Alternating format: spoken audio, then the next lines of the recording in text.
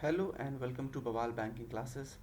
आज हम लोग फॉरेन एक्सचेंज मैनेजमेंट रूल्स 2019 में कुछ अमेंडमेंट्स हुए हैं उसके बारे में बात करेंगे। ये सारे अमेंडमेंट्स जो हुए हैं ये आप अलग अलग न्यूज़ में पहले के वीडियोस में पढ़ चुके हैं, लेकिन आज हम इनको एक कंसोलिडेट तरीके से देखेंगे जिससे कि आपके दिमाग में सारी चीज़ें एक साथ बैठ जाएँ। तो जो अमेंडमेंट है ये बेसिकली ये यूएन बजट 2024-25 आया था उसके अंतर्गत इसको बताया गया है। जो मेन एम है, जो मेन लक्ष्य है इन सारे अमेंडमेंट्स यानी बदलाव का जो भी किए गए हैं वो इसलिए किए गए हैं जिससे कि जो इंडियन बिजनेस हैं वो इजीली इंटरनेशनल बिजनेस एक्टिविटीज़ में इन्वॉल्व हो सके और ओवरऑल इंडिया में इकोनॉमिक ग्रोथ और बेटर हो सके और साथ ही साथ फॉरेन इन्वेस्टमेंट जो है वो बढ़ सके। 2024-25 का यही प्लान है। Before that I would like to request you to please subscribe the channel and understand that this video is for educational purposes only. पहली बात सबसे इंपॉर्टेंट है क्रॉस बॉर्डर शेयर स्वैप्स। ये हमने अभी रिसेंट न्यूज़ में देखा भी था कि जो इंडियन कंपनीज़ हैं अब क्या है वो जब किसी अन्य कंपनी का फॉरेन कंपनी के साथ या तो मर्ज करते हैं या एक्वायर करते हैं उनको या फिर उनके साथ कोई जॉइंट वेंचर करते हैं, इन सभी केसेस में वो क्या कर सकते हैं, वो शेयर स्वैप्स के जरिए लेन देन कर सकते हैं। ऐसा नहीं है कि उन्हें कैश में लेन देन करना है या एक निश्चित डॉलर्स लेने हैं, इंडियन रुपीज़ देने हैं, ऐसा कुछ भी नहीं है क्योंकि इससे फॉरेन एक्सचेंज जो फॉरेक्स है उस पर ज़्यादा असर नहीं पड़ेगा। शेयर्स के थ्रू करने का क्या मतलब हुआ, मतलब ये हुआ कि सपोज़ एक एग्जांपल नीचे दिया हुआ है देख लीजिए कि सपोज़ कोई इंडियन कंपनी है टेक इंडिया प्राइवेट लिमिटेड, ठीक है, उसने किसी US based company Innovate Tech को एक्वायर किया है जो कि एआई में स्पेशलाइज है। अब इंस्टेड ऑफ पेइंग कैश या अकाउंट के थ्रू या मतलब किसी करेंसी में डील करने के बजाय टेक टेक इंडिया के ऑफर कर सकती है कि वो अपने शेयर एक्सचेंज कर ले किसके, इनोवेट टेक के साथ। आपस में दोनों शेयर एक्सचेंज कर लेंगे यानी शेयर स्वैप कर लेंगे। इससे क्या होगा कि टेक इंडिया जो है वो इनोवेट टेक को अक्वायर कर सकता है, उसका जो टेक्नोलॉजी है उसमें उसकी एक्सेस मिल जाएगी, एक्सपर्टीज़ मिल जाएगी, उसमें मार्केट उसको उसका मिल जाएगा, मतलब टेक इंडिया को इनोवेट टेक का, और उसके लिए उसे बहुत ज़्यादा कैश भी आउटले नहीं करना पड़ेगा, मतलब खर्च नहीं, मतलब फॉरेक्स वगैरह पे इम्पैक्ट नहीं आएगा। उससे क्या होगा, जो टेक इंडिया है वो एक्सपैंड कर सकता है ग्लोबल लेवल पर और इंटरनेशनल मार्केट में कम्पीट कर सकता है। तो जो शेयर स्वैप है उसका मेन एम यही किया गया है कि जिससे कि जो आपका कैश लेआउट है उसको कम किया जा सके, फॉरेक्स पे दबाव कम आए और शेयर स्वैप के जरिए दो कंपनीज आपस में, दो या दो से ज़्यादा कंपनीज आपस में एक्वायर करना, आप एक दूसरे को मर्ज करना या जॉइंट वेंचर लॉन्च करना कर सकते हैं।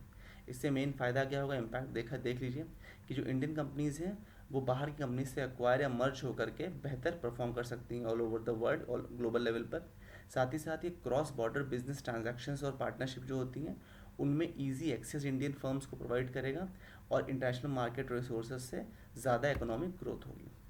ओवरसीज सिटीजन ऑफ इंडिया यानी ओसीआई जो इन्वेस्टमेंट करते हैं उनके लिए कहा गया है कि अब ओसीआईज जो हैं वो उनके सारे इन्वेस्टमेंट्स एनआरआईज की तरह काउंट किए जाएंगे। पहले ओसीआईज को अलग ट्रीट करते थे, एनआरआईज को अलग ट्रीट करते थे, लेकिन अब ओसीआई यानी ओवरसीज सिटीजन ऑफ इंडिया को कि जो भी इन्वेस्टमेंट विद इन इंडिया होंगे वो सारे नॉन रेजिडेंट इंडियंस की तरह ही ट्रीट किए जाएंगे। एग्जाम्पल दिया गया है कि सपोज़ कोई ओवरसीज सिटीजन ऑफ इंडिया जिसका नाम राहुल है, वो यूके में रहते हैं, उन्होंने अब किसी स्टार्टअप में इंडिया में इन्वेस्ट किया, तो जो नए रूल्स हैं उसके हिसाब से राहुल का जो इन्वेस्टमेंट है वो एक एनआरआई यानी नॉन रेजिडेंट इंडिया की तरह ट्रीट किया जाएगा। इसका मतलब राहुल को सेम रेगुलेशन और रूल्स और बेनिफिट्स मिलेंगे जो एनआरआई इन्वेस्टर्स को मिलते हैं।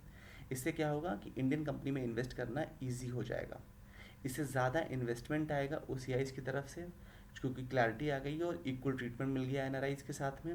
साथ ही साथ इंडियन कंपनी ज़्यादा फॉरेन इन्वेस्टमेंट अट्रैक्ट कर सकते हैं, कहाँ से, इंडियन डायस्पोरा से। इंडियन डायस्पोरा मतलब जो भी इंडियन पब्लिक बाहर रह रही है उससे। देखिए डेफिनेशन ऑफ कंट्रोल, जो कंट्रोल की डेफिनेशन है उसको एक यूनिफॉर्म डेफिनेशन प्रोवाइड करी गई है सभी लॉज के अंतर्गत, जितने भी नियम या एक्ट्स हैं उन सब के अंतर्गत एक कंट्रोल शब्द की जो डेफिनेशन है उसको कंसिस्टेंसी दी गई है जिससे कि जो कंपनीज रेगुलेटर हैं वो उस कॉन्सेप्ट को कम्प्लीटली अप्लाई कर सकें और उसके कॉन्टेक्स्ट अलग अलग ना समझें, खासकर मर्जर एक्विजिशन और जॉइंट वेंचर्स के लिए। पहले क्या था, जो कंट्रोल टर्म था उसके अलग अलग मीनिंग थे अलग अलग इंडियन लॉज के अंतर्गत। तो जब कंपनी ए कंपनी बी के ऊपर शेयर परचेज या जॉइंट वेंचर या किसी अन्य तरीके से कंट्रोल लेती थी तो उसका मीनिंग अलग अलग होता था। तो उस एम्बिग्यूटी को रिमूव करके अब लीगल पर्पस के लिए कंट्रोल की डेफिनेशन को यूनिफॉर्म कर दिया गया है। इससे लीगल क्लैरिटी मिलेगी, कन्फ्यूजन बिजनेसेस में कम होगा और एम एंड जॉइंट वेंचर्स यानी मर्जर एक्विजिशन और जॉइंट वेंचर्स के लिए जो कंपनीज हैं उनको रेगुलेटरी कंप्लायंस ईजी पड़ेगा। बात करते हैं एफडीआई की। वाइड लेवल जो एटीएम्स हैं उनमें फॉरेन कंपनीज एफडीआई के थ्रू इन्वेस्ट कर सकते हैं। जो भी एटीएम्स ऐसे होते हैं जो नॉन बैंक एंटिटीज़ के द्वारा चलाए जाते हैं उन्हें वाइट लेबल एटीएम कहते हैं, ये आपको पता होगा। दूसरे होते हैं ब्राउन लेबल वाले। तो ये जो चेंज है, ये इससे क्या होगा कि एटीएम की जो अवेलेबिलिटी है इंडिया में बढ़ जाएगी, खासकर अंडर सर्व्ड एरिया जो है, जहाँ पर कम एटीएम लगे हों जिन क्षेत्रों में, या रूरल हो गए, सेमी अर्बन हो गए, उन जगहों पर। एग्जाम्पल एक बताया गया है कि सपोज़ कोई कंपनी है ग्लोबल फाइनेंस कॉरपोरेशन, जो एटीएम ऑपरेट करने में स्पेशलाइज्ड है। अब वो इस न्यू रूल के अंतर्गत वो इंडिया में वाइट लेवल एटीएम में एक्सेस पा सकती है, मतलब इन्वेस्ट कर सकती है। इससे क्या होगा, इस मूव से क्या फ़ायदा होगा मेन, कि इससे आपके ओवरऑल एटीएम की संख्या बढ़ेगी, खासकर रूरल सेमी अर्बन एरिया में, जहाँ पे बैंक ओन्ड एटीएम थोड़े कम है, यानी स्कार्स हैं। वहाँ पर भी अब फाइनेंशियल सर्विसेज बेहतर तरीके से दी जा सकेंगी। जो फाइनेंशियल इंक्लूजन है वो बढ़ेगा भाई, मतलब कि वित्तीय समावेशन भी इससे बढ़ावा मिलेगा, और फॉरेन इन्वेस्टमेंट भी इससे इंडियन फाइनेंशियल सेक्टर में बढ़ जाएगा। जैसे कंट्रोल की डेफिनेशन में एक यूनिफॉर्मिटी की गई थी, उसी तरह स्टार्टअप की डेफिनेशन को भी अपडेट कर दिया गया है, जिससे कि वो सभी गवर्नमेंट रूल्स के साथ अलाइन कर सके।